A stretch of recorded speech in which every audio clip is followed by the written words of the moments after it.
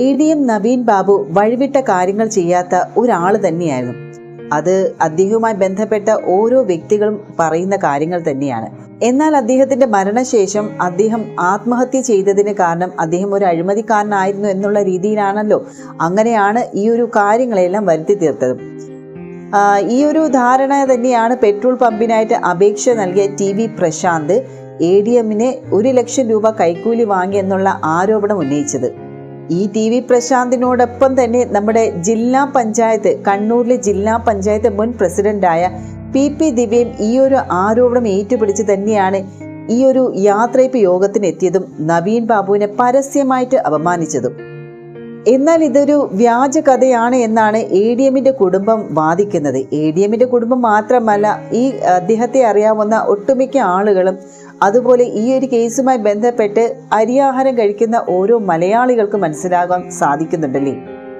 എന്തായാലും TV പ്രശാന്തൻ ഇപ്പോൾ പെട്ടിരിക്കുകയാണ്. കാരണം ഈ ഒരു വിജിലൻസിന്റെ പ്രാഥമിക റിപ്പോർട്ട് വരുമ്പോൾ TV പ്രശാന്ത് നവീൻ ബാബുവിന് കൈക്കൂലി നൽകിയത് അതിനുള്ള ഒരു തെളിവുമില്ല എന്നാണ് ഇതിൽ നിന്ന് വ്യക്തമാകുന്നത്. ഒരു ടെലിവിഷൻ ചാനലാണ് ഈ ഒരു റിപ്പോർട്ടിന്റെ വിശദാംശങ്ങൾ പുറത്തുവിട്ടത്.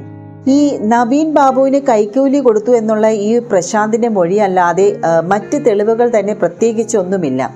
തെളിവ് ഹാജരാക്കാനും പ്രശാന്തിന് കഴിഞ്ഞിട്ടുമില്ല എന്നതാണ് മറ്റൊരു വസ്തുത. Kozhikode vigilance special cell SP ആണ് ഈ ഒരു അന്വേഷണം നടത്തിയത്.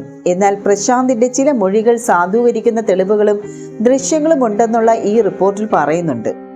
ഈ സ്വർണം പണയം വെച്ചാണല്ലോ പ്രശാന്ത് നവീൻ ബാബുവിന് കൈക്കൂലി കൊടുത്തു എന്ന് പ്രശാന്ത് പറഞ്ഞത്.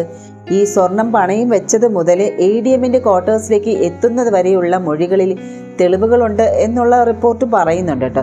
എന്നാൽ ക്വാർട്ടേഴ്സിന് സമീപം എത്തിയ ശേഷം എന്ത് സംഭവിച്ചു എന്നതിന് പ്രത്യേകിച്ച് തെളിവില്ല.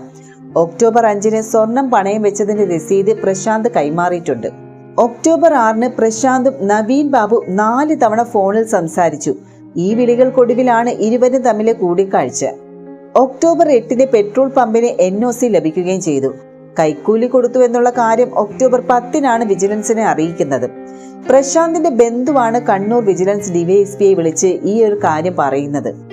ഒക്ടോബർ 14 വിജിലൻസ് ഈ ഒരു പ്രശാന്തിന്റെ മൊഴിയെടുക്കുകയും ചെയ്തു. അന്ന് വൈകിട്ടായിരുന്നു വിവാദമായ ആ ഒരു യാത്രയപ്പ് യോഗം. വിജിലൻസ് DYSPക്ക് അന്ന് തന്നെ റിപ്പോർട്ടും നൽകിയിട്ടുണ്ടായിരുന്നു. പ്രശാന്തിന്റെ മൊഴിയെടുത്ത കാര്യം നവീൻ ബാബുവിനോട് പറഞ്ഞിട്ടില്ല എന്ന് വിജിലൻസ് അറിയിക്കുന്നുണ്ട്. പിറ്റേന്ന് ഒക്ടോബർ 15 നവീൻ ബാബുവിനെ ആത്മഹത്യ ചെയ്ത നിലയിൽ കണ്ടെത്തുന്നത്. കൈക്കൂലി കൊടുത്തു എന്നുള്ള വെളിപ്പെടുത്തലിൽ പ്രശാന്തിനെതിരെ കേസെടുക്കാനും വകുപ്പില്ല എന്നുള്ള വിജിലൻസ് റിപ്പോർട്ടിൽ പറയുന്നുണ്ട്. എന്തായാലും നവീൻ ബാബു കൈക്കൂലി വാങ്ങിയതിന് തെളിവില്ല എന്ന് തന്നെയാണ് ലാൻഡ് റവന്യൂ ജോയിന്റ് കമ്മീഷണറുടെ അന്വേഷണ റിപ്പോർട്ടിൽ പറഞ്ഞിരുന്നത്. അക്കാര്യം തന്നെയാണ് വിജിലൻസ് റിപ്പോർട്ട് ഇപ്പോൾ ശരിവെക്കുന്നത്. പെട്രോൾ പമ്പിന് NOC നൽകിയത് നിയമപരമാണെന്നും ഫയൽ ബോധപൂർവം വൈകിപ്പിച്ചതിനോ കൈക്കൂലി വാങ്ങിയതിനോ തെളിവില്ല എന്ന് തന്നെയാണ് ഈ ഒരു ലാൻഡ് റവന്യൂ ജോയിന്റ് കമ്മീഷണറുടെ കണ്ടെത്തൽ. പെട്രോൾ പമ്പ് അനുവദിക്കുന്നതിൽ ബോധപൂർവം ഫയൽ വൈകിപ്പിച്ചു, അതുപോലെ NOC നൽകുന്നതിന് കൈക്കൂലി വാങ്ങി എന്നിവയായിരുന്നല്ലോ നവീൻ ബാബുവിനെതിരെയായിട്ടുള്ള ആരോപണങ്ങൾ. എന്നാൽ ഈ ആരോപണങ്ങളെല്ലാം സാധൂകരിക്കുന്ന തെളിവുകളൊന്നും തന്നെ അന്വേഷണത്തിൽ ലഭിച്ചിട്ടില്ല എന്നതാണ് മറ്റൊരു വസ്തുത.